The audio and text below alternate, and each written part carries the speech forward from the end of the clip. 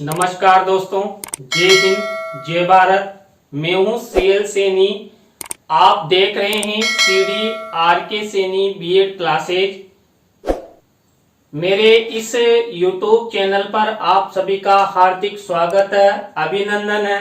देखिए, हमारा अध्ययन चल रहा है, जो आपका पेपर है अधिगम एवं शिक्षण। इस पेपर के अंतर्गत आज की लाइव क्लास में हम शिक्षण प्रतिमान की विशेषताएं, जो टीचिंग मॉडल्स होते हैं, उन टीचिंग मॉडल्स की क्या क्या विशेषताएं होती है, इनके बारे में आपसे चर्चा करेंगे। तो आप सब बने रहें हमारे साथ, हमारे चैनल के साथ। और यदि आप हमारे चैनल पर पहली बार आए हैं तो हमारे चैनल को सब्सक्राइब करें और पास ही बने बेल आइकन के बटन को जरूर दबावें।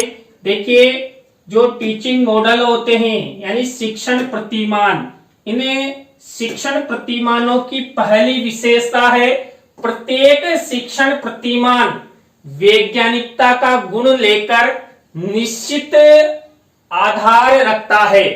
जो भी हम शिक्षा क्षेत्र में टीचिंग मॉडल पढ़ते हैं, जैसे मान लीजिए हिल्डा तबा का मॉडल है या टेलर का मॉडल है या कई ऐसे विद्वानों का मॉडल है जो शिक्षा क्षेत्र में प्रयोग में लाया जाता है, ये सब मॉडल वैज्ञानिकता के आधार पर बनाए जाते हैं। वैज्ञानिकता के गुण इसमें समाहित होते हैं और वैज्ञानिकता के आधार पर ही छात्र छात्राओं हेतु इनमें विशेष रूप से ध्यान रखा जाता है, जिससे क्या है कि छात्र छात्राओं को जो शिक्षण का आधार है वो मिलता है। तो यहाँ पर ये शिक्षण प्रतिमान की पहली विशेषता हुई। इसी तरह देखिए, दूसरी विशेषता है शिक्षण प्रतिमान शिक्षण के व्यवहारिक पक्ष को स्पष्ट करते हैं। देखिए, जो टीचिंग मॉडल होते हैं, ये टीचिंग मॉडल जो शिक्षण होता है यानी कि छात्र छात्राओं को जो टीचिंग करवाई जाती है उसका व्यवहारिक पक्ष स्पष्ट करते हैं, क्योंकि यहाँ पर छात्र छात्राओं का शिक्षण के माध्यम से व्यवहार परिवर्तन किया जाता है और उस व्यवहार परिवर्तन के द्वारा ही छात्र छात्रा अपने जीवन के लक्ष्यों की ओर आगे बढ़ते हैं और अपने उद्देश्यों को पूर्ण करते हैं। तो यहाँ पर शिक्षण प्रतिमानों के द्वारा व्यवहार परिवर्तन किया जाता है, क्योंकि ये शिक्षा क्षेत्र में प्रयोग में लाए जाते हैं और इनके प्रयोग से छात्र छात्राओं का फ्यूचर निर्धारित होता है। इसी तरह जो शिक्षण प्रतिमान होते हैं, ये शिक्षण प्रतिमान शिक्षण व्यू रचनाओं के निर्माण में सहायता प्रदान करते हैं कि जो शिक्षण होता है, एक शिक्षक द्वारा कक्ष में छात्र छात्राओं को जो टीचिंग करवाई जाती है, उस टीचिंग की रूपरेखा व्यू रचना कैसे निर्मित की जाए, किस तरह किन किन बातों का विशेष रूप से ध्यान रखा जाए, जिससे छात्र छात्राओं को अच्छा शिक्षण अधिगम हो और जो शिक्षण की जो प्रक्रिया है, शिक्षण अधिगम प्रक्रिया, वो पूर्ण रूपेण 100% सफल हो। तो इन सब बातों का विशेष रूप से शिक्षण प्रतिमानों के माध्यम से ध्यान रखा जाता है। तो कुल मिलाकर जो शिक्षण की रूपरेखा है, यानी कि जब शिक्षक कक्ष में प्रवेश करता है उससे पूर्व, और जब कक्ष में एक शिक्षक छात्र छात्राओं को शिक्षण करवाता है और शिक्षण के पश्चात जब एक शिक्षक छात्र छात्राओं का मूल्यांकन करता है, वहां तक की व्यू रचनाएं शिक्षण प्रतिमानों के माध्यम से निर्मित की जाती है। इसी तरह देखिए, 4 नंबर की विशेषता है प्रत्येक शिक्षण प्रतिमान विद्यार्थियों की रुचियों, अभिवृत्तियों एवं आवश्यकताओं का विशेष ध्यान रखते हैं। देखिए, आप सब जानते हैं वर्तमान में शिक्षण बाल केंद्रित हो गया है और जो ये टीचिंग मॉडल होते हैं, ये सब बाल केंद्रितता का ध्यान रखते हुए निर्मित किए जाते हैं। तो यहाँ पर शिक्षण प्रतिमानों के माध्यम से यदि बाल केंद्रितता का ध्यान रखा जाएगा तो छात्र छात्राओं की रुचियों, अभिवृत्तियों, क्षमताओं और आवश्यकताओं का विशेष ध्यान रखा जाएगा, तभी जाकर जो एक शिक्षक का शिक्षण होता है वो सफल होता है। और शिक्षण की सफलता हेतु एक शिक्षक को हमेशा छात्रों की रुचियों, अभिवृत्तियों, क्षमताओं, आवश्यकताओं का विशेष ध्यान रखना होता है। और यहाँ पर विशेष यदि एक शिक्षक टीचिंग मॉडल का प्रयोग करता है तो उसमें तो छात्र छात्राओं की आवश्यकताओं पर विशेष ध्यान दिया जाएगा। इसी तरह पांचवी विशेषता है शिक्षण प्रतिमान। शिक्षक विद्यार्थी के मध्य प्रबल अंतः क्रिया पर बल देता है। देखिए, जो भी टीचिंग मॉडल होते हैं, ये टीचिंग मॉडल शिक्षक और विद्यार्थी दोनों के बीच में जो अंतः क्रिया होती है, किस समय, शिक्षण के समय, उस अंतः क्रिया को बल प्रदान करता है। और दोनों के मध्य अच्छी अंतः क्रिया होगी तभी जाकर शिक्षण सफल हो सकता है। तो शिक्षण की सफलता हेतु शिक्षक और विद्यार्थी में अंतः क्रिया का होना आवश्यक है। और यही अंतः क्रिया हमें शिक्षण प्रतिमानों के माध्यम से प्राप्त होती है। शिक्षक को भी पता लगता है कि मैं इस टीचिंग मॉडल का प्रयोग कर रहा हूं तो मुझे छात्र छात्राओं के साथ कैसा व्यवहार करना है, क्या क्या बातें ध्यान रखनी है। तो इन सब बातों का ध्यान एक शिक्षक शिक्षण प्रतिमानों के माध्यम से रखता है और अंतः क्रिया को सफलता की ओर ले जाने का प्रयास करता है। शिक्षण प्रतिमान सामान्यतः शिक्षक के विचारों पर आधारित होते हैं। क्यों? क्योंकि जो शिक्षण का प्रारंभिक आधार स्तंभ शिक्षक होता है। कक्ष में शिक्षण की प्रक्रिया का प्रारंभ भी एक शिक्षक करता है और शिक्षण की सफलता का प्रयास भी एक शिक्षक करता है। और शिक्षा क्षेत्र में शिक्षण के दौरान जो टीचिंग मॉडल प्रयोग में लाए जाते हैं, इन सब का प्रयोग सबसे पहले एक शिक्षक करता है। इसलिए जो भी टीचिंग मॉडल होते हैं ये सब शिक्षक के विचारों पर आधारित होते हैं। और शिक्षक ही इन सब शिक्षण प्रतिमानों के माध्यम से, इन सब शिक्षण प्रतिमानों का ध्यान में रखते हुए छात्रों की रुचियों, अभिवृत्तियों, क्षमताओं और आवश्यकताओं के आधार पर शिक्षण करवाता है। तो ये छठे नंबर का शिक्षण प्रतिमान की विशेषता हुई। इसी तरह नेक्स्ट विशेषता है प्रत्येक शिक्षण प्रतिमान कुछ निश्चित शिक्षण सूत्रों का प्रयोग करते रहते हैं। यानी कि जो भी टीचिंग मॉडल शिक्षण में प्रयोग में लाए जाते हैं उन सब में शिक्षण सूत्रों का प्रयोग किया जाता है। मान लीजिए हम शिक्षण प्रतिमानों के माध्यम से कक्ष में छात्रों को अध्ययन अध्यापन करवा रहे हैं तो सबसे पहले आप सब जानते हैं जब हम कक्ष में छात्र छात्राओं से प्रस्तावना के प्रश्न करते हैं तो उस समय भी हमें शिक्षण सूत्र का विशेष ध्यान रखना होता है। छात्रों की रुचियों, अभिवृत्तियों और आवश्यकताओं का विशेष ध्यान रखते हैं और छात्र छात्राओं के पूर्व ज्ञान का भी ध्यान रखते हैं। अब यहाँ पर जो कक्ष में छात्र छात्राओं से जो प्रश्न किए जाएंगे ये प्रश्न सरल से कठिन की ओर होंगे, छात्रों के पूर्व ज्ञान पर आधारित होंगे। तो यहाँ पर विशेष रूप से शिक्षण प्रतिमानों में शिक्षण सूत्रों का प्रयोग किया जाता है। इसी तरह शिक्षण प्रतिमान शिक्षण में गुणात्मक उन्नति का अवसर प्रदान करते हैं। देखिए, जो एक शिक्षक द्वारा कक्ष में जो टीचिंग करवाई जाती है उस टीचिंग में गुणात्मकता प्रदान करते हैं। यानी कि एक शिक्षक जब टीचिंग मॉडल का प्रयोग कक्ष में छात्र छात्राओं के अध्ययन अध्यापन हेतु करता है तो शिक्षण में गुणवत्ता आ जाती है।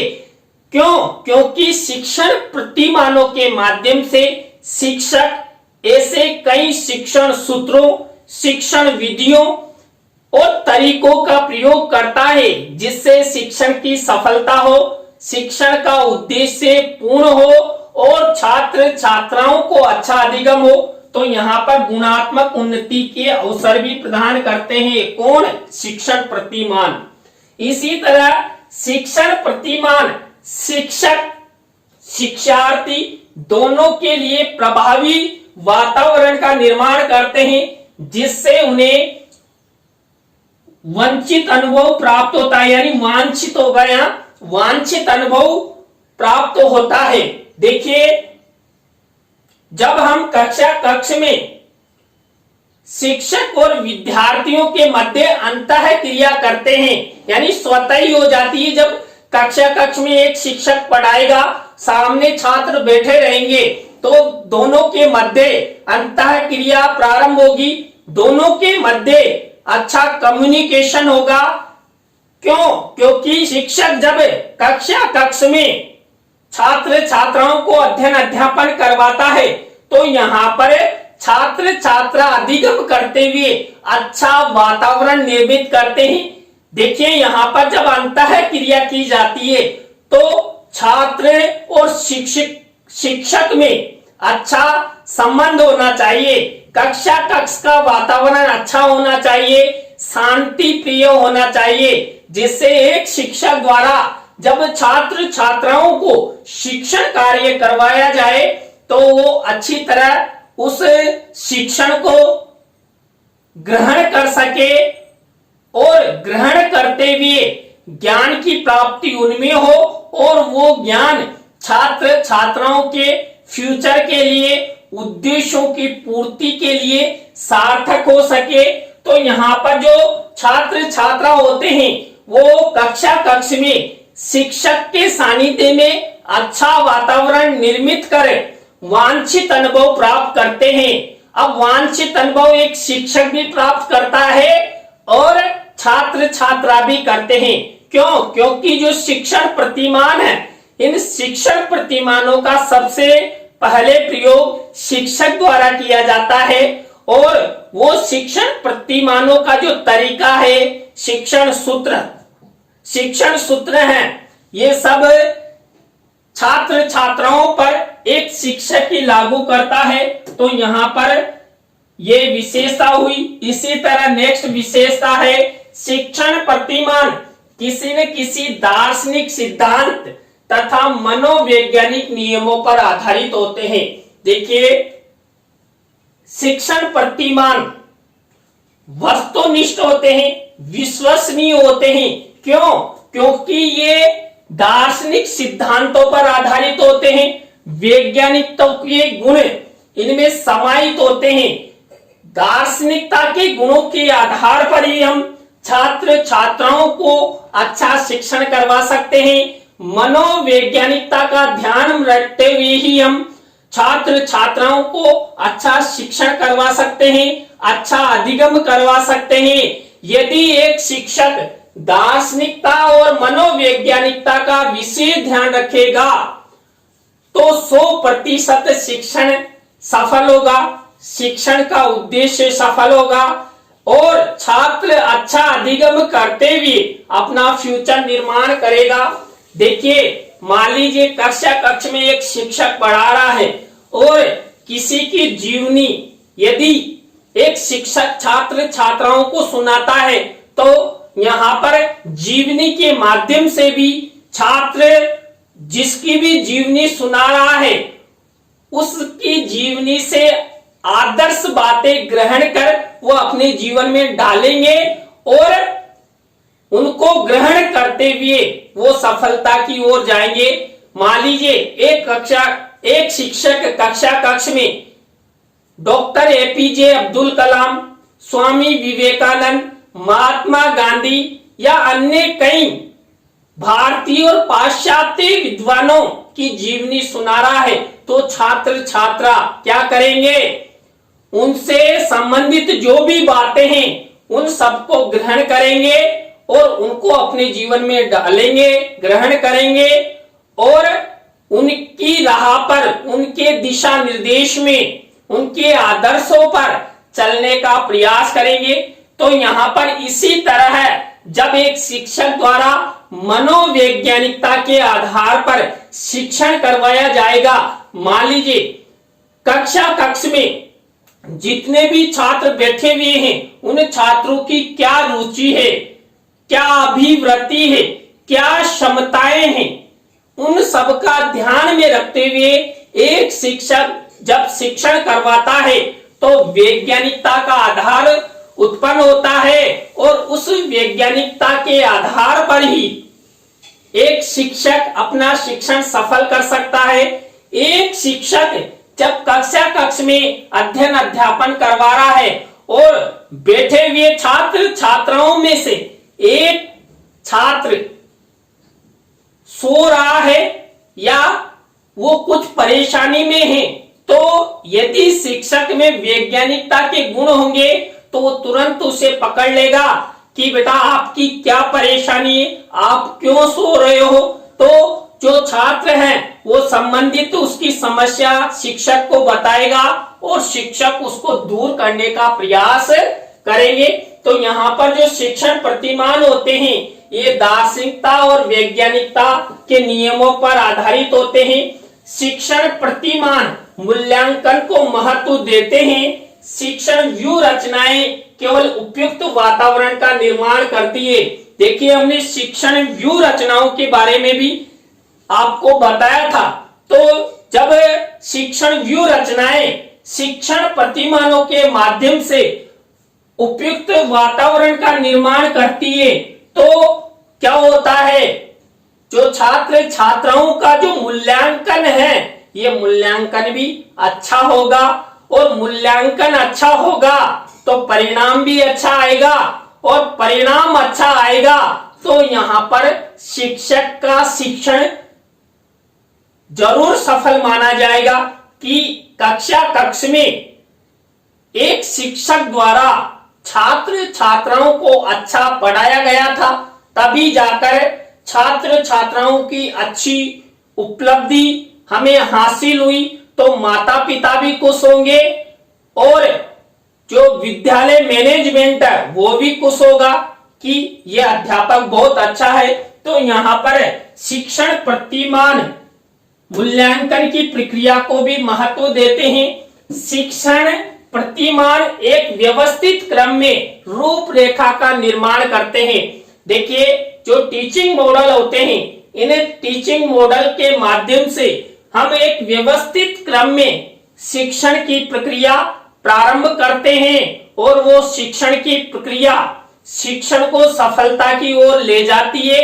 और यदि व्यवस्थित क्रम में एक शिक्षक द्वारा शिक्षण करवाया जाएगा और वो शिक्षण सफल हो जाता है तो छात्र छात्राओं को अच्छा अधिगम होगा। अच्छा अधिगम होगा तो ज्ञान की प्राप्ति होगी, छात्र छात्राओं में योग्यताओं का निर्माण होगा और वही योग्यताएं छात्र छात्राओं के फ्यूचर निर्माण में सहयोग प्रदान करेगी।